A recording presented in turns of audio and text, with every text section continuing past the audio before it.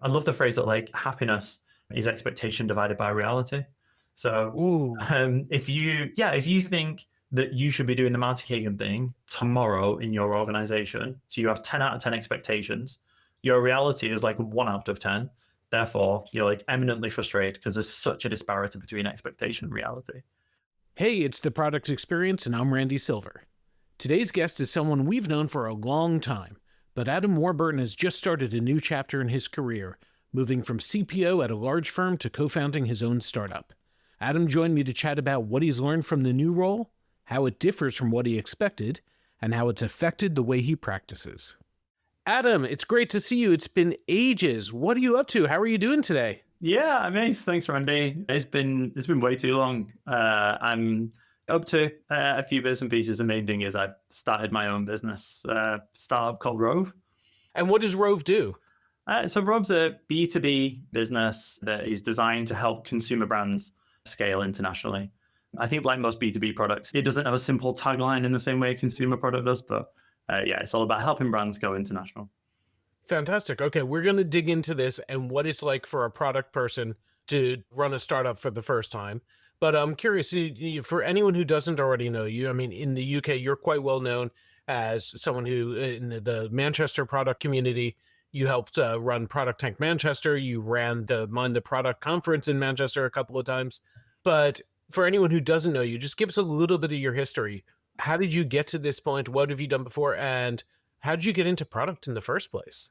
Yeah, I think like everybody, my path to product was pretty squiggly as paths go. So I went to university, studied a couple of different degrees, and kept dropping out. Wasn't really sure on what I wanted to do, but was always fascinated with technology. You know, I was the kind of geek that you'd find queuing up outside an Apple store for the new iPhone. You know, at 5 a.m. in the morning in the September. And I went and got a job in a contact center at O2 because I was just fascinated with technology. And after about 18 months, 2 years, was working on like new products for O2 as a BA. And fortunately enough, was working on a health product that had an absentee product owner who never showed up. So just like slowly started to become the product owner without anybody ever telling me that's the job I was doing. And then before I knew it, that was it. And I was a product manager and I was at Asda and yeah, onwards from there.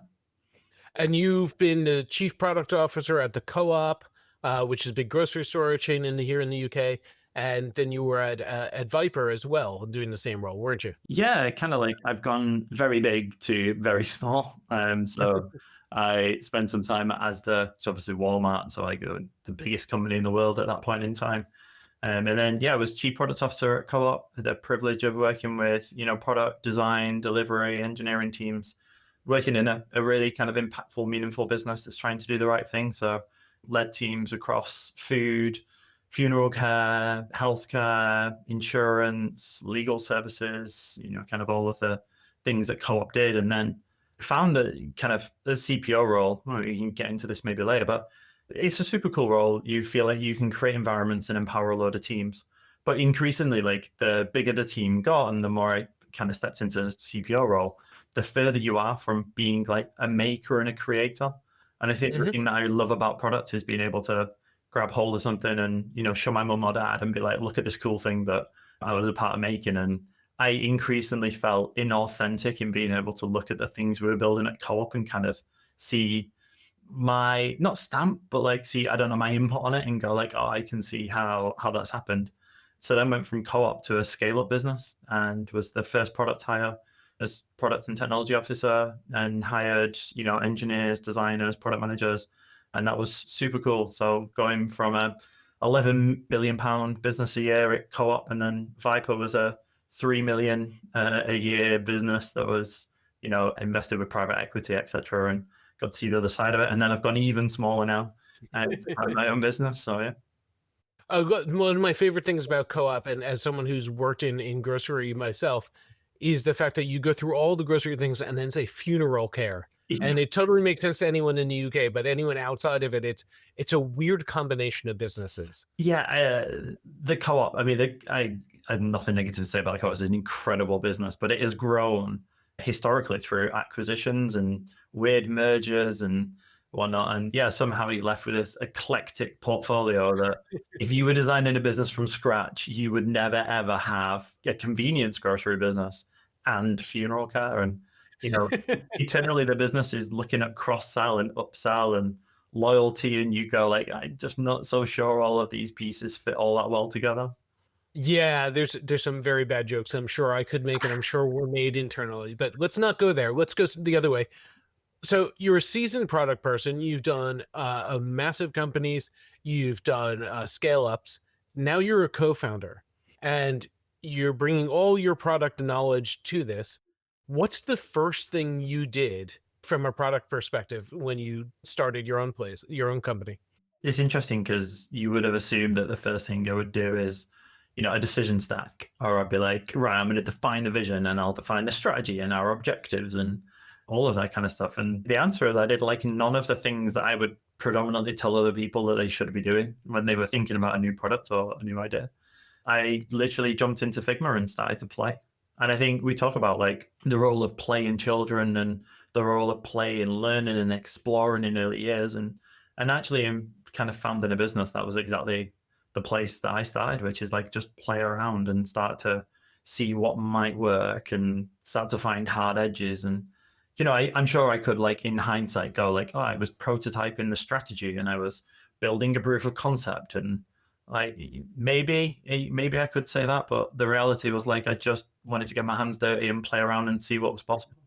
Before we turned on the recording, we were talking a little bit about our kids and the way they play music. There's a Scott Pilgrim cartoon that came out the other year, and there's this wonderful bit where the drummer invites somebody to sit in with them on bass, and they've never played before. And she said, "I don't know how to do it." She says, "It's called playing for a reason," and I love that line. Yeah, the thing for us is the same. It playing is, what does an interface look like? How might this work? What can I do? Yeah, and it's kind of like exploring, what mentality would customers have when they were coming to this screen or this part of the product, and again, it kind of goes against like what's the outcome we're trying to achieve, and it's like I was diving straight into playing with buttons and layouts and all of that exploratory kind of stuff. But I do think like in the same way that like with kids, like developmentally, like play is a good way of learning. I think like when you start your own business, the number one thing you need to do is learn product market fit, learn viability, feasibility, desirability, usability. And therefore, like if you can get your hands dirty and play, then that's got to be the best way of doing it, rather than, I could have written documents and produced PowerPoints, but I think it feels a bit reductive to start doing PowerPoints before you even have a thing to be able to sell or bring to the world. So yeah, like I'm such a huge advocate of like get your hands dirty. It's the optimal way of learning, I think. Okay, so you built some flow diagrams, you built some interfaces, you played around. What came next? When did you first show it to other people? When did you take it out and start to get some feedback, or is that what you did next? Yeah, absolutely. I mean, jump back a second before that. So I suppose before I started playing, the idea for Rove wasn't my idea. So a big part of play was trying to understand the thing as well. And I think that's probably like one of the biggest learnings for me early on was like I'd always wanted to do my own thing. Like when I was at Co-op, I would tell anyone that would listen that like my end ambition was to have my own business and run my own tech firm and etc. And I always used to say I'm just waiting for the idea. Like the minute I get the idea, like I'm all in. I'm gonna go and I'm gonna jump. And I used to kick myself that like I've not had the idea. Maybe I'm not like a good product person. Maybe I can't see an opportunity. Maybe I can't see a gap. Like why can't I come up with the idea? And then it actually was, like, say, somebody else's idea. So the two other co-founders, I worked with one of them at the Scale Up business. He was a founder of the Scale Up business, and he'd worked with the other co-founder in the past. They were knocking some ideas around because they were both interested in starting their own thing, and struck on the idea of Rove. And then I got brought in a couple of weeks later. That was like, can you help us look at this problem and see what Mhm. we might be able to do? So I'd come in kind of like at we have a rough idea stage, and I didn't like any good business. If I look back at what the original idea was and the original execution and then like where we are now, we're like 180 degrees in a different direction. So it wasn't my idea, it was somebody else's, and then play around to explore opportunity, potential, customer needs, etc. But then you hit the nail on the head. The very next thing was put it in front of people. And I remember traveling down to London. We're all in Manchester. And I had a Figma prototype that I was petrified that any competent product person would look at and immediately know it was a Figma prototype and was not working. But we took it and we sat in front of brands. We sat in front of like major distributors. We had a meeting with, I won't say which one, but like of the three largest Chinese e-commerce businesses, like we met with one of those like 2 months after I'd started playing in Figma and showed them the prototype Nice. and said it was a working prototype and it was not, it was me knowing which ones to click in which order to show certain screens and how it would work. But really, like that is user research, isn't it? And that's, I'm validating my hypothesis that I've got in terms of the problem that we're solving and the value that we can create, and just listening really intently in terms of people's response and reaction to things and their feedback. And then it was just a continual journey from that point in terms of continuing to show people, continuing to take it back, refine the prototype, continuing to go out again and again and again and again, to the point that we then started to have businesses say, okay, like talk to me now about your pricing, talk to me now about contractual terms, talk to me now about data security and how all of that will work. And then, getting to the point of having businesses want to sign with us. And like I say, all of that really is rooted in showing people a prototype and then being able to do it. But even though, I mean, I still think that's the right way of doing it. I know it's kind of, you feel there was an unease that I had early on with it, because it's like, oh, am I kind of lying? And you're not lying, because the prototype is the intention of the business. And what you're saying is, would you interact with a business that did this? But then as you start to get more serious and people start to, talk about wanting to sign up, you then have to shift into the, okay, like, how do we make this a reality? So you're in the B2B space, and there's just a real decision to make in that space, which is, and it usually has to do with a runway, about being product led or sales led for this type of thing. Have you had that discussion? Have you had to face into that, or how has that worked for you? Yeah, I mean, like, yes and no. We've had that conversation. We've never explicitly gone like, are we product led or are we sales led? And how do we want to go about defining the differences to market? What we've always said that we'll do is we will look at the broader market. We will look at broader trends. We have a distinctive customer need that we've now validated, and we will relentlessly optimize to kind of deliver against that customer need. So you could say that's product led growth. But every time one of the other co-founders who's leading on commercial, every time he's having a customer conversation, it's like the first question I've got is, what did they say? What did we learn? What might we do differently? And in another guise, you could say that's being sales led, and we're chasing the sales and we're chasing the optimization for that. So I think the whole, like, are you sales or are you product led, is not as binary in this early stage as it maybe is in theory or is discussed. It's kind of, I'd like to think we're product led, but I'm probably massively biased. And I'm sure if you spoke to the other co-founder in commercial, he'd say we're absolutely sales led. Yeah, I think it has to do with how much are you willing to veer from your strategy for an opportunity. Do you believe that more opportunities will come with the strategy you've got, or one person coming, one company, one potential customer coming and saying, we'll give you a bunch of money if you do it our way, which may preclude other sales or means you're going down a customization route.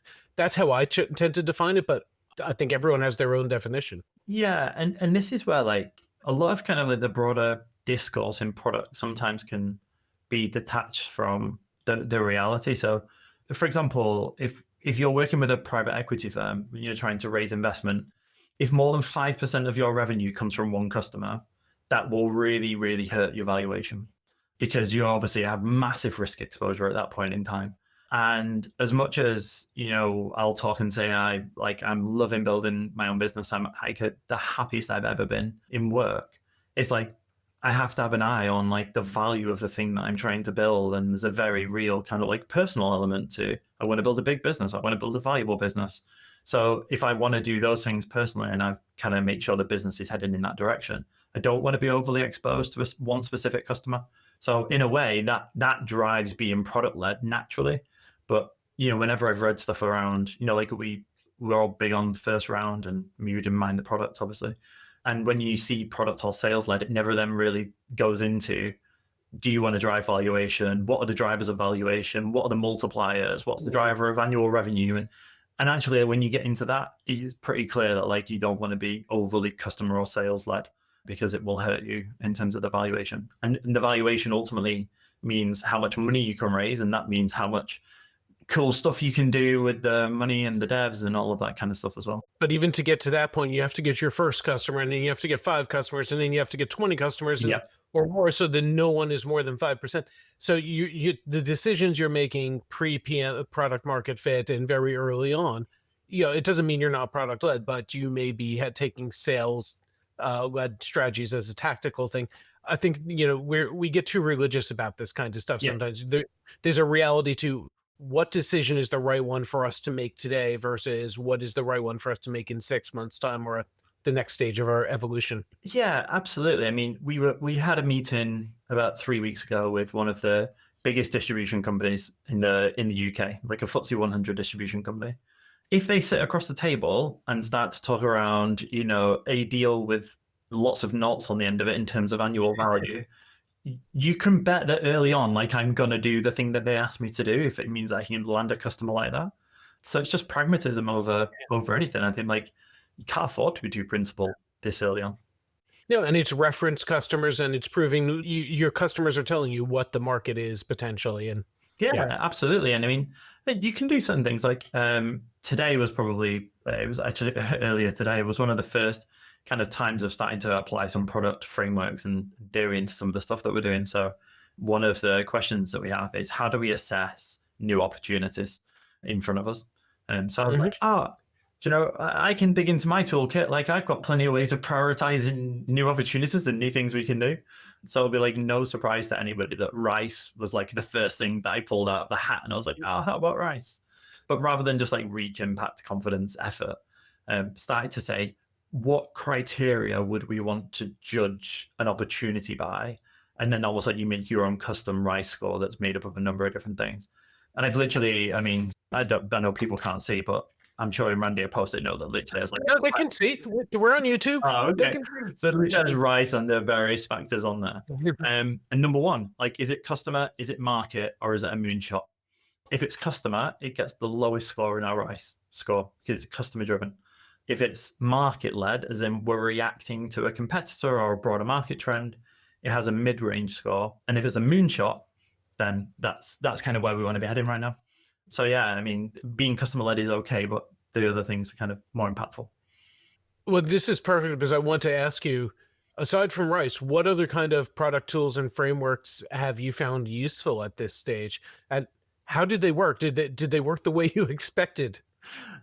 Yeah, we've applied limited stuff. I mean, I think a decision stack is helpful as a frame as to the things that we want to be thinking about. So that was eventually the first thing that I kind of went for. But, the strategy is not defined as a classic strategy that fits neatly into kind of, any of the classical frameworks or anything like that. But that, I think, is a helpful frame to almost like a checklist. Like, are you clear on where you want to go? Are you clear on what you're doing this year? Are you clear on what you want to be doing for the next 3 months? And you have like your underlying principles that will guide the direction and guide what you're doing. So decision stack was the first thing that I did. And applying that is both like really easy and really difficult, because it's really easy because you face no internal resistance. Because obviously the internal resistance, like, I'm CPTO and the internal resistance is myself. So it's like whether or not I want to do it or not. So passing my internal stakeholder is the best stakeholder I've ever worked with in my life because it agrees with everything I want to do. So that side of things is really easy. The difficult side of things is knowing the moment to do it and having the discipline to do it, because everything is a million miles an hour. So it's so easy to just kind of not do it and say, I'm just too busy to do it. And I know it's a classic phrase of like, go slow to go fast and etc. But it's much easier to say that than it is to do it. Actually, like day to day, rarely am I stepping back and thinking about frameworks. But like I say, I think if I look back over the last 12 months, I can kind of, with hindsight, point at a number of moments I probably have applied product theory, but it was just working on intuition at that point in time. And I feel that's why there's real value in having started this business kind of like 15, I think 16 years into being a product person, because now it's like a trained muscle. So I don't have to sit down and think, what's my prioritization framework? What's my this? What's my that? is like I'm just operating and doing the things I think I should be doing. And then, like say, if you turn around and look in the rearview mirror, you can go, that looks like an objective, and that looks like a roadmap, and that looks like this. And but I've never really sat down and gone, where's my checklist of things that I really need to make sure I'm doing.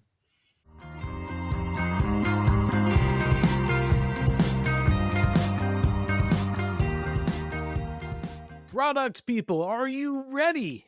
The word on the street is true. MTPCon London is back in 2025. We're very excited for Mind the Product's return to the Barbican next March. Whenever I hear people talking about the best product conferences, Mind the Product is always top of the list. If you've been before, you know what's in store. Oh, that rhymes. New insights, strategies, hands-on learnings from the absolute best in the field, plus great networking opportunities.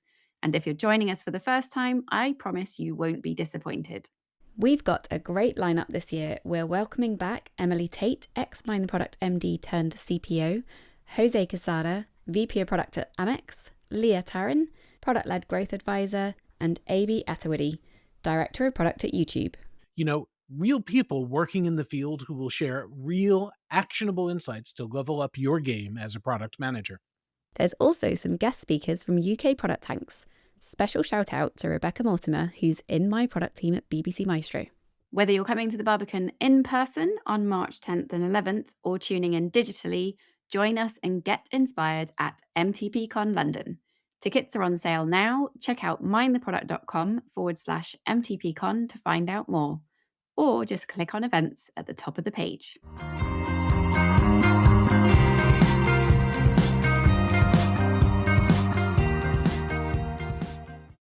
So you went from, as you said, an enterprise to a scale up and now this. And all along you'd said, as soon as I have an idea or someone brings me in early enough to co-found.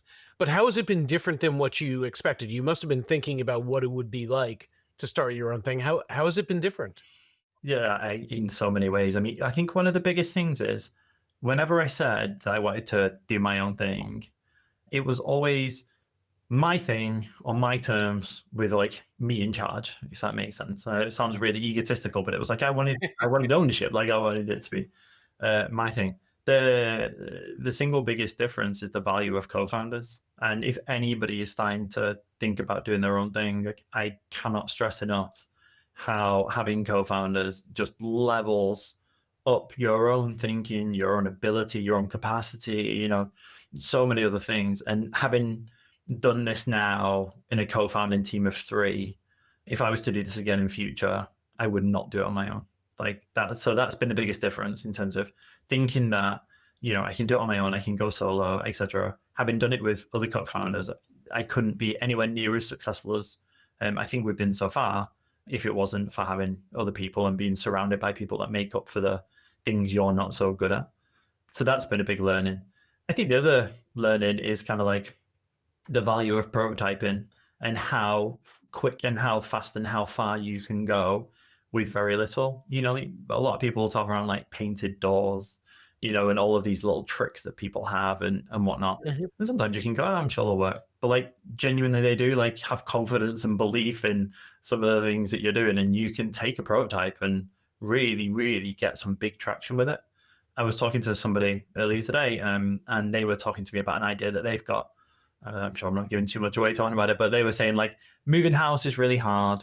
And I'm on Rightmove and I can see different properties and stuff like that. Wouldn't it be good if it was like algorithmically driven? So rather than me going into a filter and going, I want to live in Manchester in a 3-bed detached house, how about you just show me houses? And a little bit like Tinder, I can kind of go, yeah, I like that. No, I don't. Yeah, I like that. No, I don't. And learn the kind of things that I like, and therefore you can optimize for that. So you're talking to the person about that, and they're like, how would I go about starting that? Like, number one thing, like build it, like prototype it. You could be in Figma, it could be on a piece of paper and sketch it, but like start to build and start to play. And like I say, can't stress the importance of doing those things. And that was unexpected. I thought that really to get traction and interest, you would have to have like working code. Let's go back to the co-founder thing for a moment. It sounds like you've struck gold. You've got great co-founders. You're saying great things about them. How do you know they're great? Well, what makes them great? What makes it a good experience? For somebody who's considering doing their own thing, what should they be looking for in co-founders? Yeah, I mean, I think really healthy respect for each other's expertise, like people knowing what they're good at and optimizing, like say, for a co-founding team that's kind of well-rounded. So I'm incredibly fortunate. So one of the co-founders, Ben, like say he was the co-founder of Viper, the scale up. So, that business is kind of proven product market fit. It's now got 50, 60, 70 employees. It does, multi-millions of kind of ARR. So I kind of had worked with him before, so I know what he's about. I kind of know him as a person, etc. So that was something to watch out for, like a known quantity, known behavior. But also, he is incredible at just being like the tiller that steers the ship, in terms of like, I'm not going to get overly excited about anything. I'm not going to get overly down about anything. I can just steer us. So kind of people that you know and can trust, I think, are really important. But then having said that, the other co-founder, I'd never met before, in terms of the first time I met was when I met with Ben and they pitched the idea of what Rove was. But he is like the most phenomenally networked person I have ever met in my life. And if I think around like, what do I not like doing? Number one on my list of things beyond like housework and chores is networking. Like I will do anything I possibly can to avoid networking situations, definitely to my detriment. But he's phenomenally networked. He knows all of the right people. He can get us in all of the right rooms. And, he's been absolutely phenomenal. So I really would say, if you sat down and looked at it and said, right, if I was designing like the perfect founder, what parts of it are you already? What part of it do you have gaps in? And then just make sure your co-founders fit those gaps. I'm sure if they were to, my other two co-founders, if they were to say, what are they not good at? Then number one thing would be tech and product. So I complement them in the same way that they complement kind of like what I need. So yeah, it's really looking at having a well-rounded team as much as anything. Okay, let's go into a slightly different direction. So you said 15, 16 years building up your product career, getting to the CPO of larger companies, now co-founding a startup. How has this shaped your practice? It all goes well. Let's predict the future. 3 years from now, Rove is doing great. You've built the team up. You've got multiple product managers underneath you. What might you do differently now that you've been in this position? Yeah, it's a really, really good question. Do I think I kind of used to espouse some of this at Co-op, but I can kind of have a much stronger belief in it now that pragmatism wins over any kind of framework or theory or whatnot. And anytime you kind of pick something up off the shelf and go, right, we're going to do OKRs according to the book on OKRs, you kind of need to know that, like, okay, when the books or theories, all of these things are developed, they work in a specific context for a specific company at a specific moment in time. And so you might find yourself and you might straight looking and go, that fits perfectly for us because we're in the same moment at the same point in time. Yeah. But actually the best thing to do is look at those theories and frameworks and go, like, what are they trying to achieve? You take like the product development lifecycle. So you go like, we have aligning on what the problem is, and then we go into problem discovery and solution framing, and then we go into road mapping and delivery, and then we have this phase at the end of like learn, measure, react, pivot, etc. Yeah. Actually, so you could take a framework like that and go, right, I'm going to apply this is how we work. Or you can just go a level higher and go, what is the intent of each of those phases? So aligning is just like, are we all on the same page about the problem? Problem discovery is like, do we know enough about this to make a start? Solution framing is, do we know how to solve the problem? Road mapping is, do we have a clear sense of what's important to us? Like build, measure, learn, grow. At the end is just, have we done what we said we were going to do? Do we need to do more? Do we need to do less?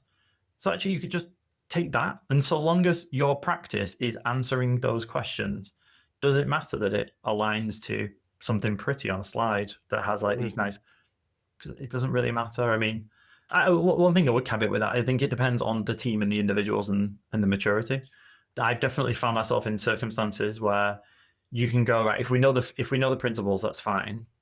But actually, if you have like inexperienced product managers, inexperienced designers, inexperienced engineers, sometimes you need scaffolding to help people learn and help people work into principles. So it is context dependent, but I think for me, the main thing that I would take forward is Like, be clear on the principles behind why you want to do certain things. Don't worry too much around like the specific way that those things should be implemented.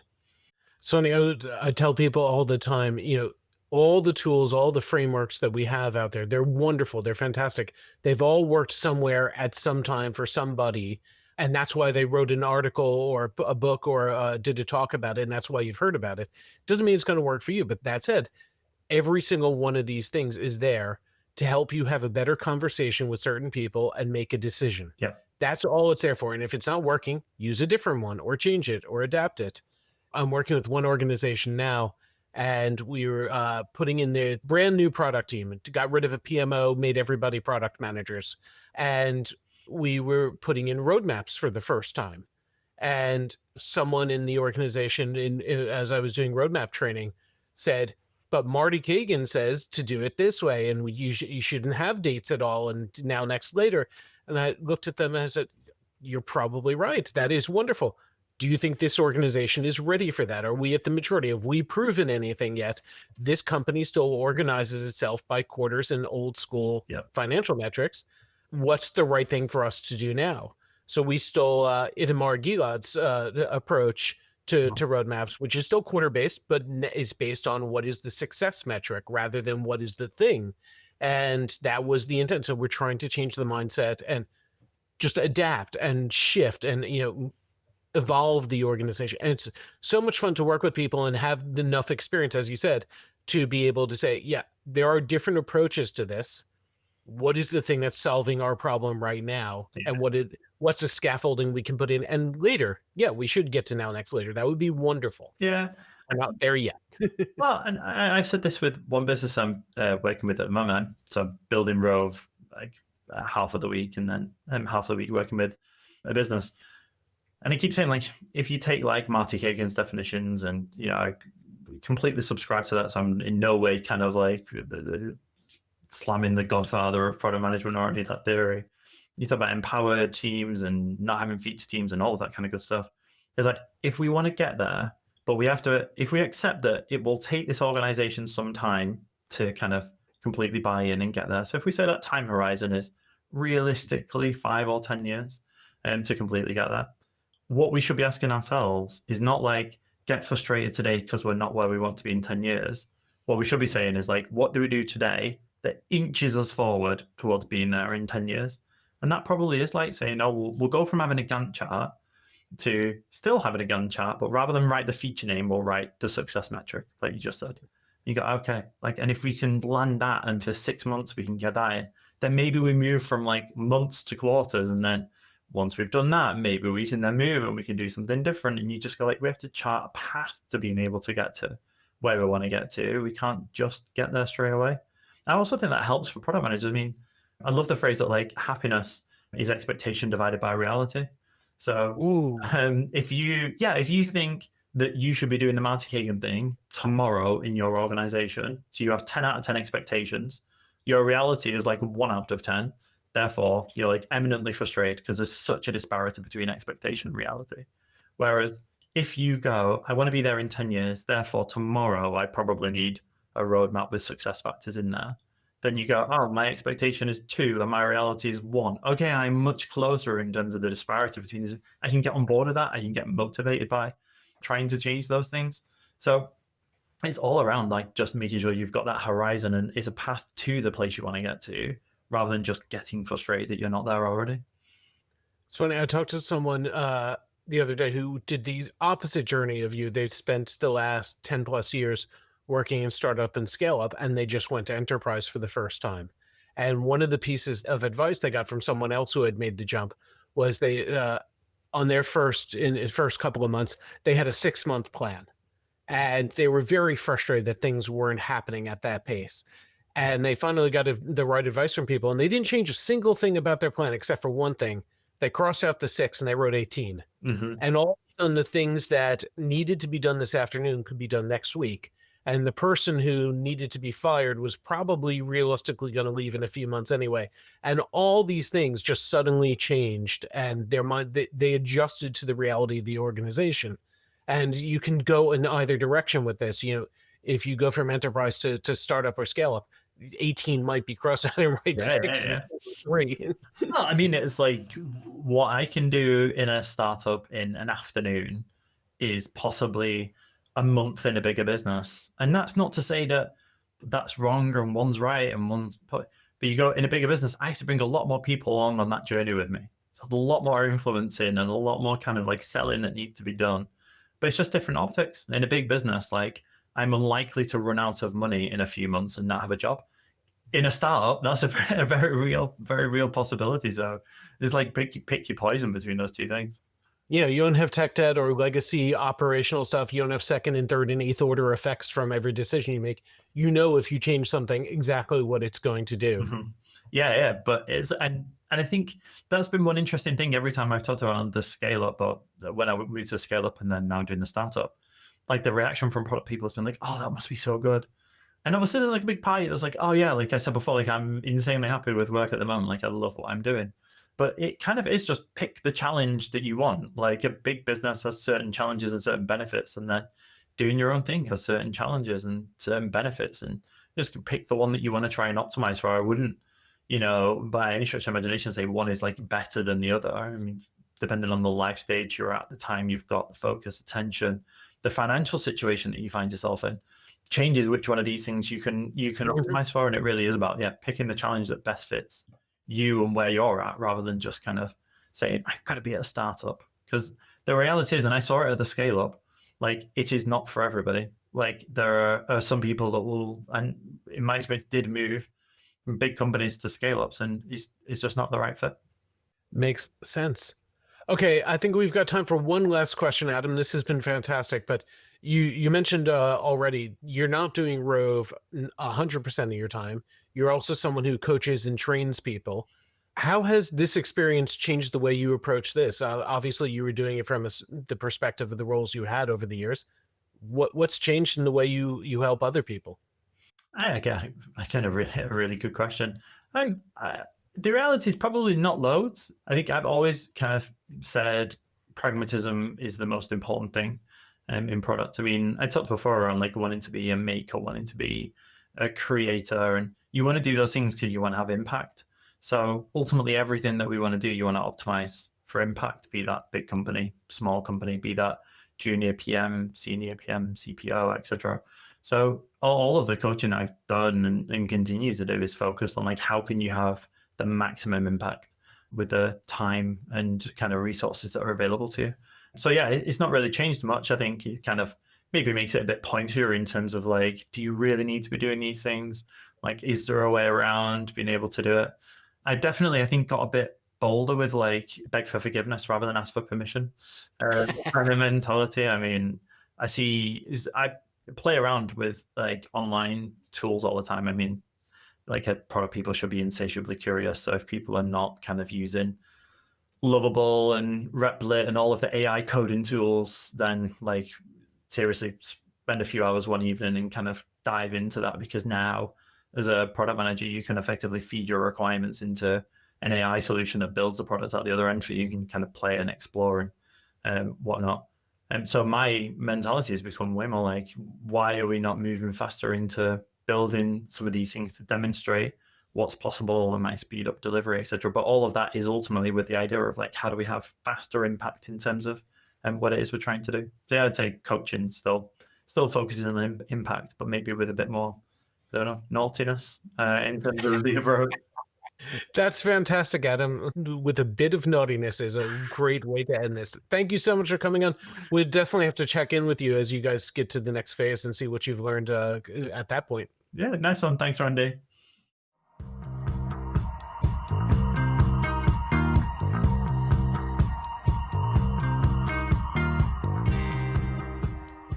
The Product Experience hosts are me, Lily Smith, host by night and Chief Product Officer by day.